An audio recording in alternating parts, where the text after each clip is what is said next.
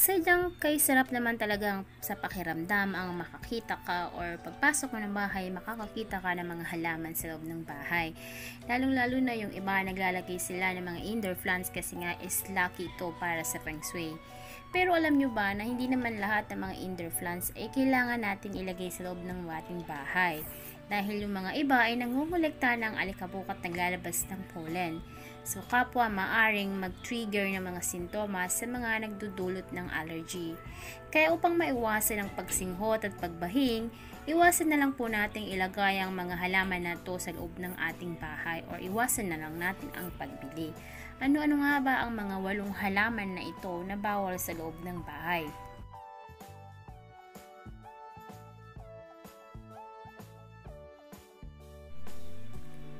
Number 1, chamomile. Hindi lamang ang puting bulaklak ng chamomile or ng daisy na bulaklak ang ginagawang isang masayang karagdagan sa ating loob ng bahay.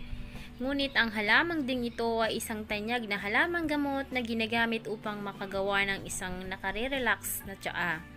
Ngunit para sa mga taong nagdurusa sa allergy o yung mga taong may allergy, ay malamang na hindi mo ito gugustuhin.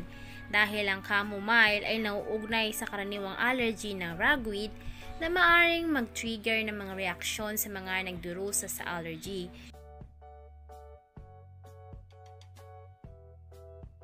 Number 2, ficus or weeping fig. Ito ay isang napaka-popular na pagpipilian para sa panloob na halaman. Kahit maaring magulat ang mga may-ari ng halaman nito na kapag nalaman na maaari nitong ma-irritate ang mga allergy. Ang dagta at dahon kasi nito ng halaman na ito harbor dust particle na maaring maglakbay sa hangin. Ang mga particle na ito ay lalong nakakagambala sa mga taong may latex sensitivities. Salamat sa isang pagkakapareho sa pagitan ng mga protina ng latex at ficus.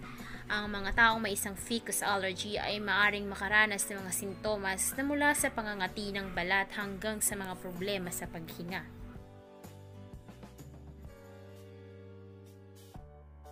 Number 3, chrysanthemum. Nag-aalok ang chrysanthemum ng makukulay na pamumulaklak at mga benepisyo sa paggagamot at isang hanay ng mga hindi kasiyasiyang potensyal na epekto. Ang tradisyonal na fall flower na ito ay maaring mag-trigger ng pangangati ng balat at mga sintomas ng allergy sa mga sensitibong tao. Ang mga may allergy sa pollen ay mas makakabuti na i-enjoy na lamang ang mga chrysanthemum sa labas ng bahay kung saan ang pollen ay hindi makakapasok sa isang nakakulong na espasyo.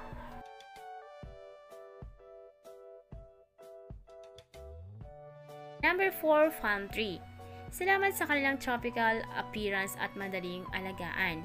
Ang mga indoors palm tree ay tanyag ng mga houseplants. Ang mga lalaking puno ng palma ay naglalaglag ng napakalawak na dami ng pollen na maaring humantong sa pangangati ng mga mata, runny nose at iba pang mga sintomas ng allergy. Sa kabutihang palad, may iwasan ng may-ari ng bahay ang negatibong kahihinatnan sa kalusugan sa pamamagitan ng pagbili ng mga babaeng puno ng palma na hindi naglalaglag ng pollen. Nakipag-usap ka sa isang espesyalista sa mga nagtitinda sa halaman para sa tulong sa pagpili ng perpektong halaman para sa iyong mga pangangailangan. Number 5, African violet. Ang mga dahon ng African violet ay malabong texture na nagbibigay ng kahanga-hangang lalim laban sa makulay na kulay ng mga lilang namumulaklak. Ngunit ang mga malabo na dahon ay may top-notch dust catcher.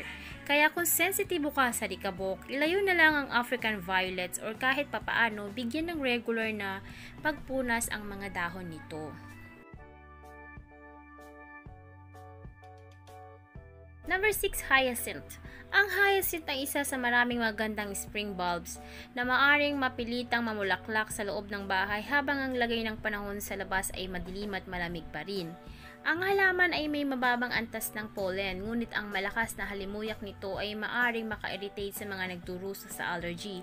At bilang karagdagan ng mga hyacinth bulb ay maaring maging sanhi ng pangangati at pamamaga kapag nahawakan. Magsuot ng guwantes kung hahawakan ng mga bulb upang maiwasan ang isang reactions sa balat.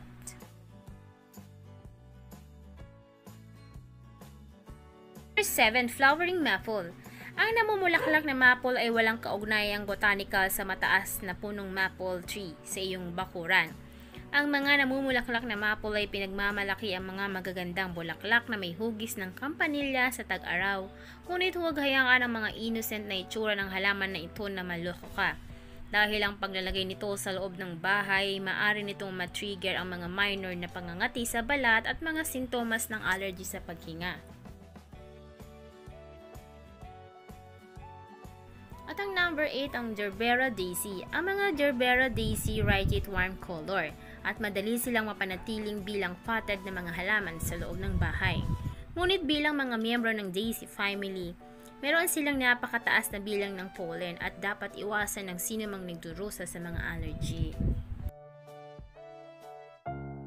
At yan ang ilan sa ating mga panaginip tungkol sa pera, mga kahulugan at interpretasyon. Pero paalala lamang po, ito ay mga gabay lamang. Walang sino man sa atin ang makakapagsabi ng mga tunay na mangyayari o magaganap sa atin.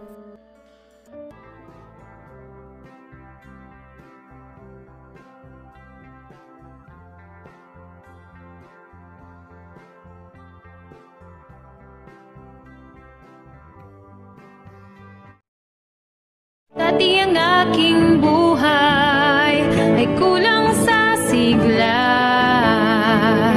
Gandang taglay ko ay hindi nila makita.